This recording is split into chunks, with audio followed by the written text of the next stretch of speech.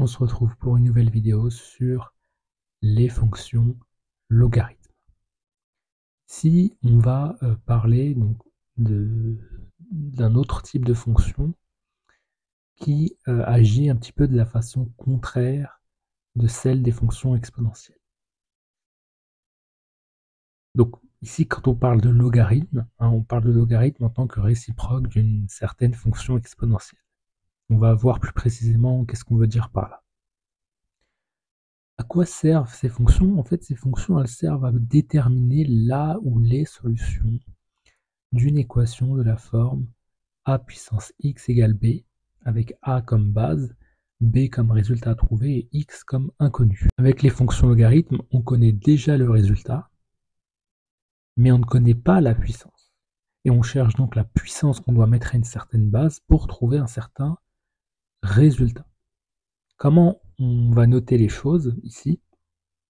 Lorsqu'on parlera de logarithme, en général, on mettra log avec une certaine base, sauf dans un cas, enfin, dans deux cas en vérité, mais un en particulier. On va voir qu'on n'aura pas besoin d'être dans cette notation. Ici, si je prends le logarithme base A, eh bien ce logarithme base A, donc là je reviens ici, l'idée c'est que si j'applique le logarithme base A à la valeur B, eh bien je vais retrouver ma puissance. Donc ici, le logarithme base A, c'est un logarithme qui me permet de déterminer la puissance que je dois mettre à la valeur A pour retrouver le résultat B. C'est comme ça qu'on doit comprendre cette notation.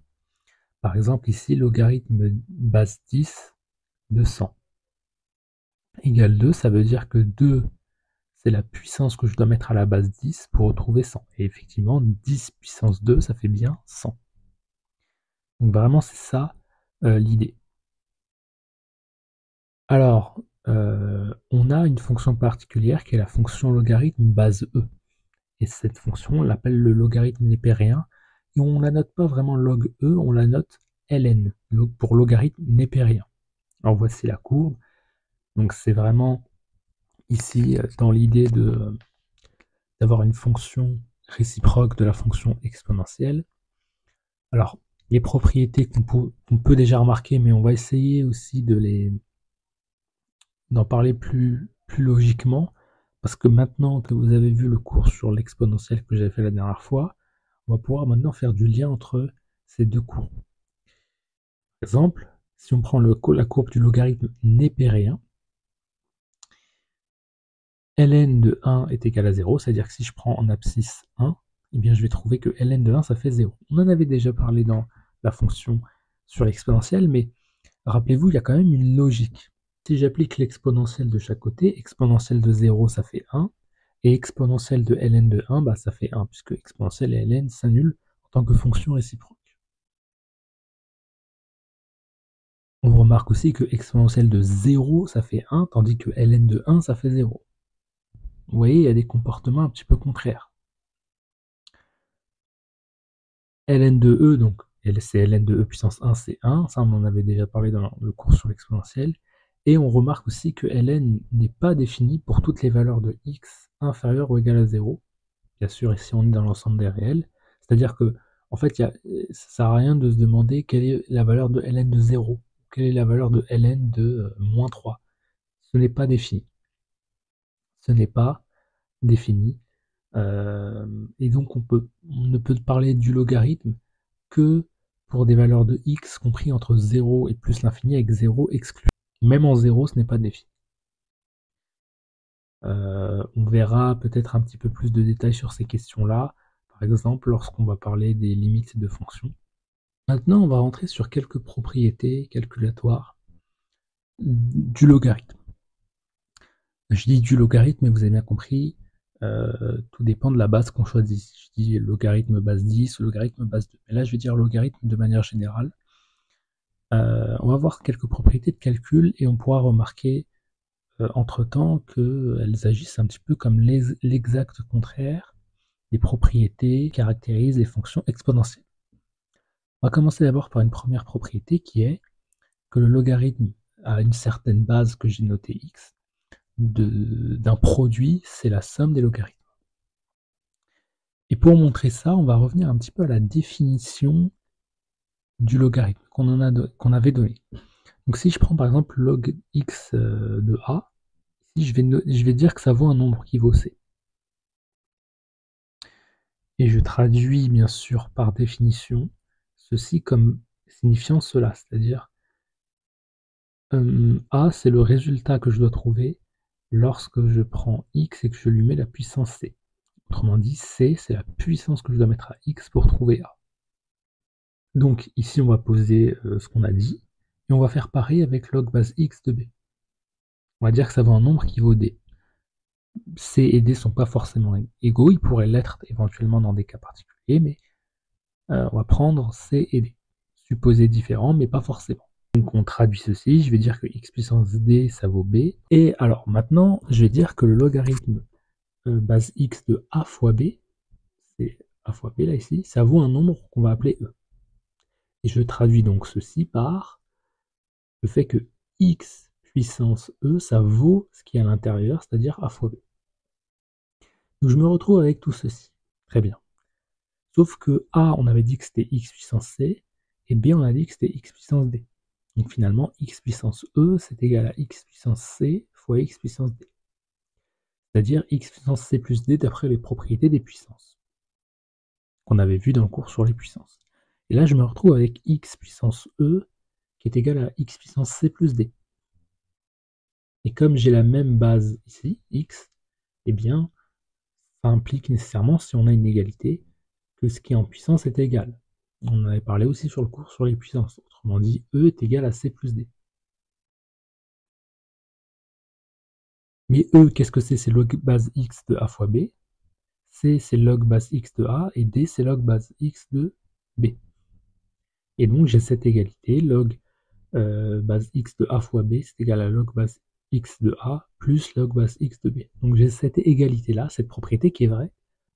Au préalable, on peut démontrer pour le cas particulier de Ln, mais en fait, on n'en a pas besoin fondamentalement, puisque si on le montre pour n'importe quel logarithme, j'aurais pu prendre, donc finalement, x est égal à e, et du coup, on aurait log base e, qui vaut justement Ln. Mais je vais le faire plus spécifiquement, ici.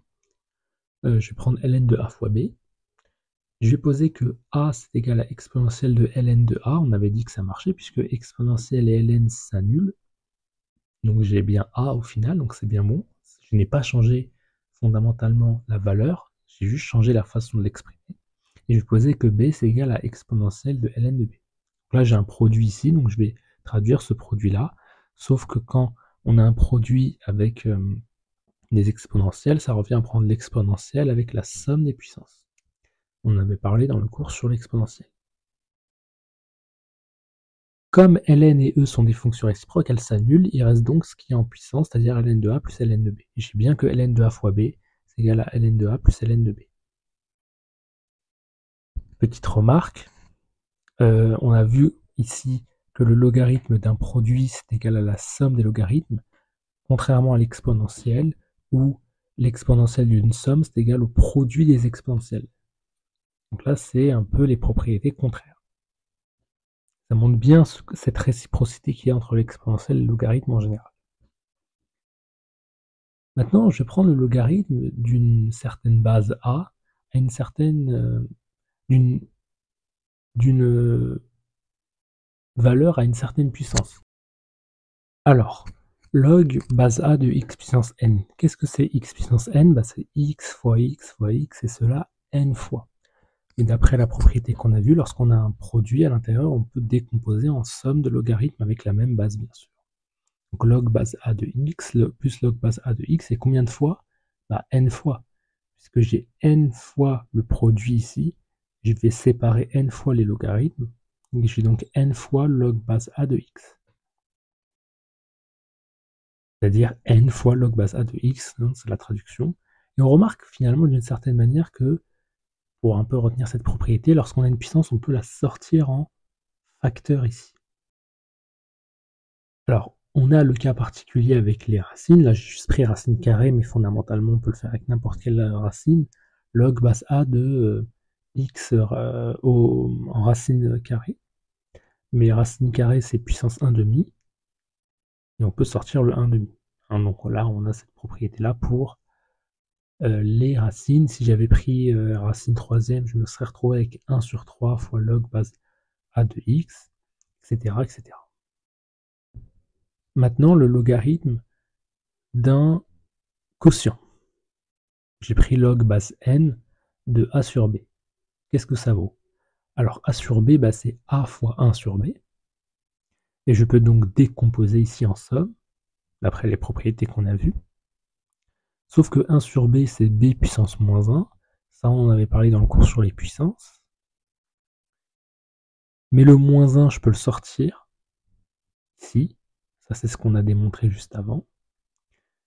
Et bah, moins fois log base n de x, c'est moins log base n de x, tout simplement. Et là, j'ai une soustraction. Donc on voit que le logarithme d'un quotient, c'est la différence des logarithmes, avec la même base, bien sûr. Ça fait quelques propriétés en plus sur le logarithme. Une autre propriété très intéressante, c'est que si je prends a puissance x est égal à exponentielle de x fois ln de a. Ça c'est intéressant parce que ça permet de réexprimer ce que signifie un nombre à une certaine puissance, et ça permet aussi de réexprimer cela, tout simplement. Pourquoi ceci est vrai? Bah, x fois ln de a, c'est ln de a puissance x, ça c'est une propriété qu'on a vue juste avant. Et comme exponentielle et ln sont des fonctions réciproques, elles s'annulent, il reste bien a puissance x. Et donc finalement, on peut réexprimer a puissance x comme exponentielle de x fois ln de a. D'ailleurs, ça va nous servir pour les limites de fonctions. On va voir une dernière propriété de calcul sur le logarithme. Alors, une dernière propriété qui est moins utilisée, mais qui peut servir en fait à exprimer une relation entre le logarithme népérien et le logarithme d'une certaine base quelconque. Donc log base n de x, on va montrer que c'est égal à ln de x sur ln de n. N est la base ici. Tout d'abord, on sait que n puissance log n de x est égal à x. Pourquoi? Parce que n et log de n sont des fonctions réciproques. De même que log base n de n, bah, ça fait 1. Ça fait 1 parce que tout simplement, j'ai la... C'est comme si je vous disais quelle est la puissance que je dois mettre à n pour trouver n. Bah, c'est la puissance 1. Donc quand j'ai un log d'une certaine base et que je l'applique sur cette base-là, bah, je vais retrouver ce qui est à l'intérieur ici. Donc n, c'est comme si je vous disais par exemple exponentielle de log base e. Mais oui, mais log base e, c'est ln. Donc exponentielle de ln s'annule. Et il reste que ce qui était entre parenthèses. Donc là, n et log base n s'annulent ici de la même façon que exponentielle et log base e s'annulent. Et donc il reste bien x. Donc j'ai que n log base n de x est égal à x, mais j'ai aussi que n puissance log base n de x, c'est égal à, attention, exponentielle de ln de n log base n de x. J'ai juste appliqué l'exponentielle et le ln. Donc comme les deux s'annulent, il reste bien ceci, c'est comme si j'avais rien changé. En fait, j'ai que n log base n de x est égal à la fois à x et à la fois à ceci. Donc x et ceci sont égaux entre eux. Et là, je vais sortir le logarithme base n. D'accord, je vais le sortir parce que j'ai ln de quelque chose à une certaine puissance, qui en puissance, je peux le sortir. Ça, c'est une propriété qu'on a vue. Et du coup, j'ai bien ln de n fois log base n de x. Et là, regardez, qu'est-ce que je vais faire maintenant? Je vais réappliquer le ln de chaque côté, et il n'y a pas de problème à faire ceci, parce que l'exponentielle, comme on l'avait vu dans le cours sur l'exponentielle, est toujours positive, strictement.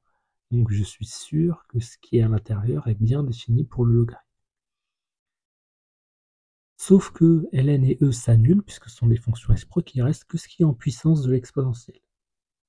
Et là, je divise par ln de n, j'ai mon égalité.